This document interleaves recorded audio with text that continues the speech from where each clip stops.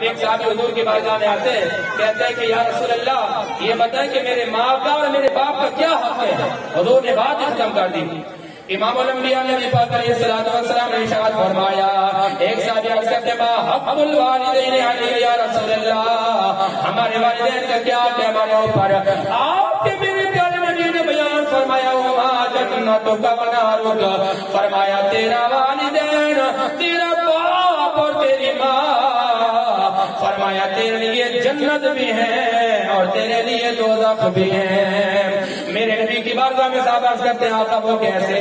میرے آقا نے بیان فرمایا وہ جو ان کی تابعداری کر کے، ان کی نوکری کر کے اپنے آپ کو جنتی بنانا چاہتا ہے تو جنتی بنا لے، جو ان کی نافرمانی کرے گا وہ جہنمی بن جائے گا۔ جو ماں باپ کی تابعداری کے لیے کھڑا ہے، آج بیٹے کے پاس دوائی کا ٹائم نہیں ہے، آج اولاد کے پاس ماں باپ کے لیے بیٹھنے کا وقت نہیں ہے، آج اولاد کے پاس ماں باپ کی سننے سنانے کا وقت نہیں ہے، آج ماں باپ کی بات سننے کے لیے بیٹا تیار نہیں ہے۔ میرے دوستو یاد رکھنا، اور تیری جنت بھی تیری ماں کے قدموں میں، اور تیرے جنت کا دروازہ تیرے باپ کی نوکری میں۔ اگر اس معاشرے کا جوان کامیابی چاہتا ہے، ماں کی بھی نوکری کرنی پڑے گی اور باپ کی بھی نوکری کرنی پڑے گی۔